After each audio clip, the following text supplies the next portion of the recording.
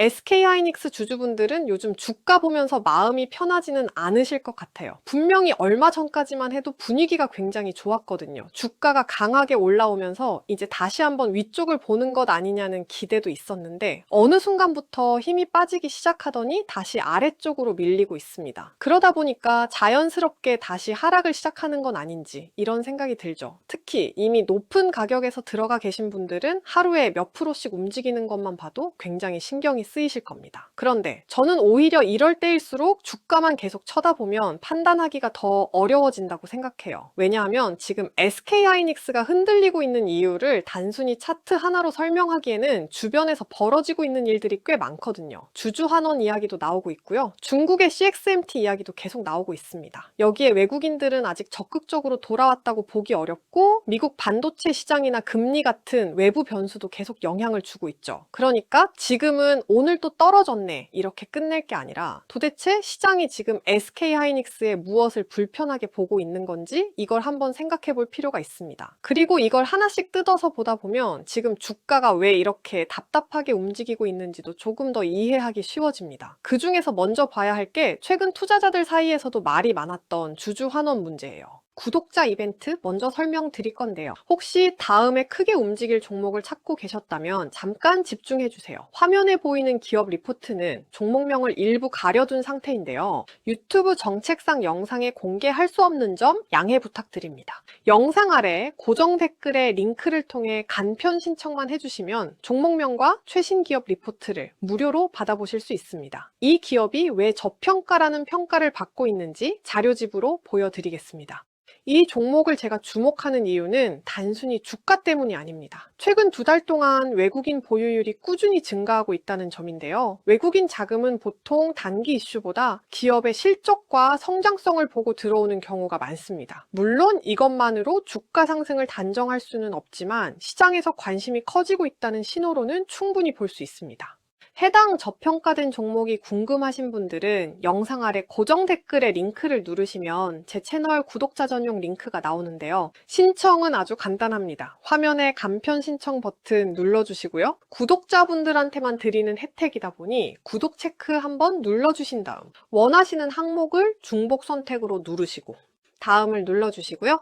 자료 받아보고 싶으신 시간대를 선택해 주시면 됩니다. 간단하게 성함 또는 닉네임 적어주시면 되는데요. 그리고 마지막으로 저평가된 종목 기업 리포트를 받아보실 전화번호만 입력해 주시고 다음을 눌러주시면 신청이 끝납니다. 링크는 영상 고정 댓글에 남겨두겠습니다. 사실 SK하이닉스 실적이나 HBM 경쟁력을 놓고 보면 회사 자체가 갑자기 나빠졌다고 이야기하기는 어려운데요. 그런데 주식이라는 게 참 재미있는 게 회사가 돈을 잘 번다고 해서 시장이 무조건 높은 가격을 쳐주는 건 아니거든요. 얼마를 버느냐도 중요하지만 그 돈을 어떻게 쓰느냐도 굉장히 중요합니다. 여기에서 최근 비교되고 있는 회사가 마이크론인데요.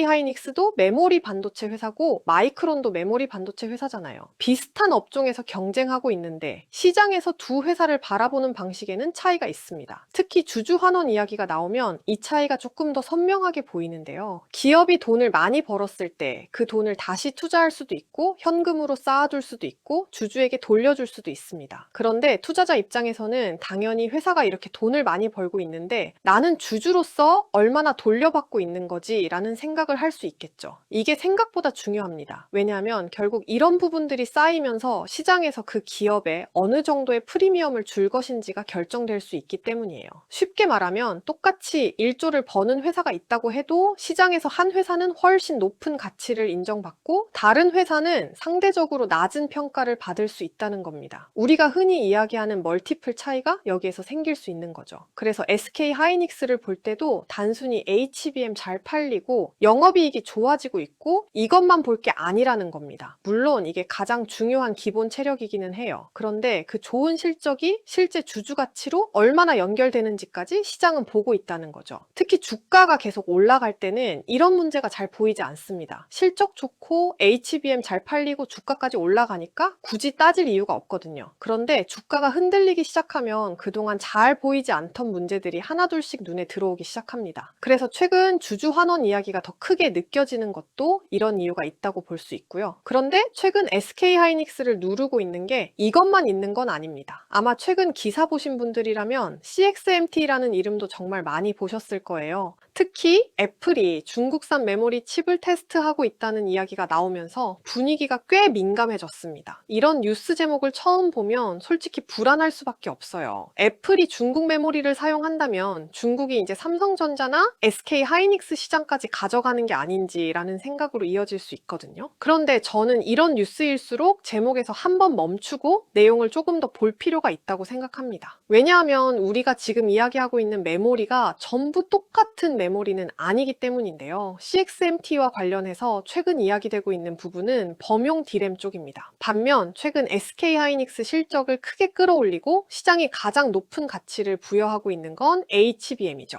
AI 데이터 센터에 들어가는 고성능 메모리입니다. 그러니까 이 두 가지를 그냥 메모리 반도체 하나로 묶어버리면 상황을 실제보다 훨씬 단순하게 보게 됩니다. 물론 그렇다고 CXMT를 무시해도 된다는 이야기는 아니에요. 중국 업체들이 범용 D램 생산을 늘리기 시작하면 공급이 많아질 수 있고 그러면 가격 경쟁에도 영향을 줄 수 있는데요. 이건 분명히 체크하고 넘어가야 하는 부분입니다. 다만 여기에서 한 단계 더 나아가서 SK하이닉스의 HBM 경쟁력까지 바로 흔들리는 건가? 이건 또 다른 문제라는 거죠. 그래서 저는 CXMT 관련 뉴스가 나올 때마다 딱 하나를 구분해서 보셨으면 좋겠어요. 지금 이 뉴스가 범용 메모리에 관한 이야기인지 아니면은 실제 HBM 경쟁력까지 영향을 주는 이야기인지 이걸 나눠서 보면 기사 제목만 봤을 때 느꼈던 공포와 실제 내용 사이에 차이가 있다는 걸 발견할 때가 있습니다. 그리고 바로 여기에서 또 하나 중요한 이야기가 나오는데요. 뉴스를 어떻게 봐야 하느냐는 거예요.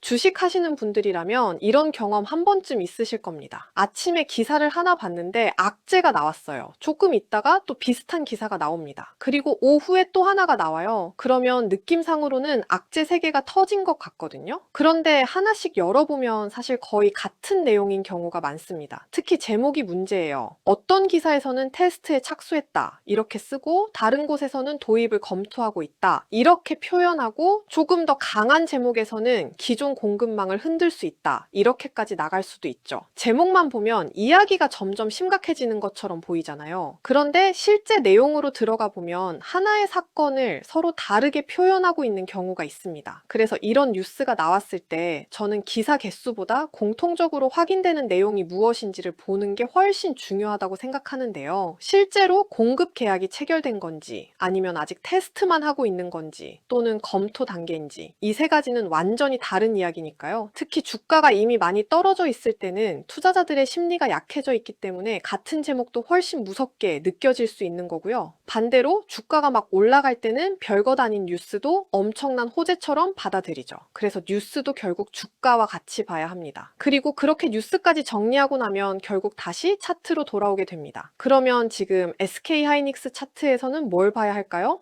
저는 지금 SK하이닉스를 볼 때 하루하루 방향을 맞추려고 하면 오히려 더 힘들 수 있다고 생각하는데요. 왜냐하면 현재는 일정한 범위 안에서 위아래로 흔들리는 흐름을 같이 봐야 하기 때문인데요. 이런 구간에서는 정말 사람 마음을 흔들어 놓습니다. 하루 크게 올라가면 이제 다시 간다 싶다가도 다음날 밀리면 역시 끝났구나 이런 생각이 들거든요. 그런데 박스권에서는 원래 이런 움직임이 반복될 수 있습니다. 위쪽으로 올라가면 기존에 물려있던 투자자들의 매물이 나오고 아래쪽으로 내려오면 싸다고 생각하는 매수가 다시 들어오는 거죠. 그래서 지금은 내일 오를까요? 떨어질까요? 이 질문보다 다른 질문을 해보는 게 좋습니다. 아래쪽에 내려왔을 때 실제로 누가 사고 있는가? 그리고 다시 위쪽으로 올라갔을 때 기존 매물을 받아내면서 넘어갈 힘이 있는가? 저는 이 2가지가 훨씬 중요하다고 봅니다. 특히 위쪽 매물대를 제대로 돌파하려면 가격만 잠깐 넘어서는 것 가지고는 부족할 수 있어요. 거래량도 같이 들어와야 하고 반도체 업종 전체의 분위기도 받쳐줘야 하고 시장이 받아들일 만한 재료도 같이 나와주는 게 좋겠죠. 반대로 아래쪽으로 내려왔는데도 매수세가 계속 들어오고 중요한 가격을 지켜낸다면 아직 박스 안에서 반등할 여지는 남아있다고 볼 수도 있습니다. 그래서 지금은 방향을 미리 정해놓고 차트를 보는 것보다 시장이 어느 쪽으로 힘을 싣기 시작하는지를 확인하는 구간이라고 생각하시면 조금 편합니다. 그런데 이 힘을 확인할 때 차트만큼이나 중요한 게 하나 더 있는데요. 그게 바로 외국인입니다. SK 하이닉스 정도의 대형주를 볼 때 외국인 수급은 빼놓기가 어려운데요. 개인 투자자들이 아무리 많이 사더라도 주가를 중장기적으로 강하게 끌고 가려면 결국 큰 자금이 같이 움직여줘야 하거든요. 그런데 현재 흐름에서는 외국인의 매도가 계속 나타나고 있습니다. 기관이 일부 물량을 받아주는 모습도 나오고 있지만 아직 외국인이 확실하게 돌아왔다라고 이야기하기에는 조금 더 확인이 필요해 보여요. 여기에서 중요한 건 하루입니다. 정확히 말하면 하루가 중요하지 않다는 겁니다. 외국인이 어느 날 갑자기 많이 샀다고 해서 바로 수급이 돌아왔다라고 볼 필요는 없는 거죠. 그 다음 날도 사고 또 며칠 뒤에도 계속 사고 그 과정에서 주가가 저점을 높이기 시작하고 거래량까지 붙는지 이렇게 연결해서 봐야 훨씬 의미가 있습니다. 반대로 주가는 반등하는데 외국인은 계속 팔고 있다면 저는 그 반등을 조금 더 조심해서 볼 것 같아요. 가격은 올라가고 있지만 정작 큰 자금의 방향은 아직 바뀌지 않았을 수도 있으니까요.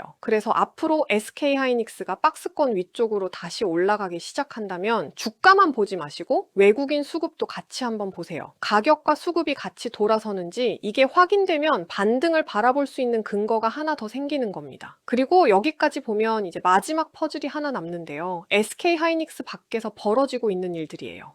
SK 하이닉스 주식을 가지고 있으니까 당연히 SK 하이닉스 뉴스가 제일 중요하다고 생각하기 쉽습니다. 그런데 요즘 시장은 그렇게 단순하지가 않은데요. 밤사이에 미국 반도체주가 크게 흔들리면 다음날 SK 하이닉스도 영향을 받을 수 있고요. 금리가 갑자기 움직여도 기술주 투자 심리가 달라질 수 있습니다. 특히 앞으로 물가 지표도 계속 중요하게 봐야 합니다. CPI 같은 지표가 왜 반도체 투자자에게 중요하냐면요. 물가가 예상보다 강하게 나오면 시장에서 는 금리가 생각보다 높은 수준에서 오래 유지되는 것은 아닌지 이런 걱정을 다시 하기 시작할 수 있습니다. 그러면 미국 기술주가 흔들릴 수 있고 반도체주도 영향을 받을 수 있겠죠. 그게 다시 국내 반도체 투자 심리까지 넘어올 수도 있고요. 반대로 물가 부담이 조금씩 줄어들고 금리에 대한 걱정도 완화된다면 성장주나 기술주 입장에서는 상대적으로 편한 환경이 만들어질 수 있는 건데요. 여기에 지정학적인 문제까지 있습니다. 결국 우리가 SK 하이닉스 차트 하나를 보고 있지만 실제로 그 차트를 움직이는 돈은 굉장히 많은 변수를 동시에 보고 있다는 거예요. 그래서 요즘처럼 변동성이 큰 시기에는 SK 하이닉스에 오늘 무슨 뉴스가 나왔지보다 미국 반도체 시장은 어떤지, 금리는 어떻게 움직이는지, 외국인은 국내 반도체를 사고 있는지까지 같이 보는 게 좋습니다. 그렇게 하나씩 연결해서 보면 지금의 하락도 조금 다르게 보이기 시작합니다. 지금까지 이야기를 쭉 연결해보면 결국 하나로 모이는데요. 지금 SK 하이닉스가 떨어지고 있다고 해서 회사의 모든 상황이 갑자기 나빠졌다고 볼 필요는 없습니다. 그렇다고 HBM 잘하니까 언젠가는 무조건 올라가겠지 하면서 아무것도 확인하지 않을 수도 없고요.